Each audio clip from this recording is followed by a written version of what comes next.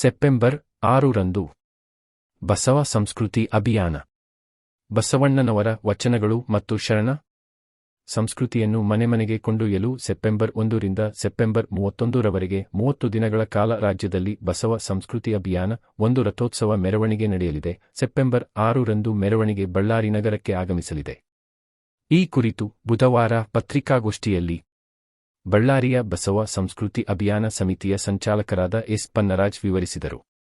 ಶರಣ ಸಂಸ್ಕೃತಿಯನ್ನು ಜಾಗತಿಕಗೊಳಿಸಲು ಬಸವಣ್ಣನವರ ಹುಟ್ಟೂರಾದ ಬಸವನ ಬಾಗೇವಾಡಿಯಿಂದ ಅಭಿಯಾನವು ಆರಂಭಿಸಲಾಗುತ್ತಿದೆ.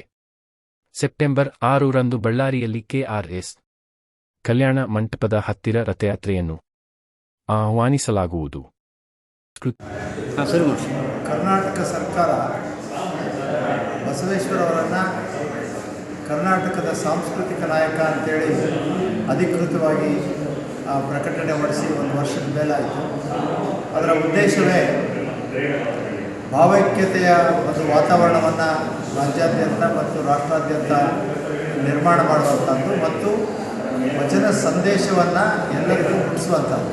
ಈ 2 ಕಾರಣಕ್ಕಾಗಿ ಈ ಒಂದು ಸಾಂಸ್ಕೃತಿಕ ನಾಯಕರನ್ನಾಗಿ ಅವರನ್ನು ಘೋಷಣೆ ಮಾಡಲಾಗಿದೆ.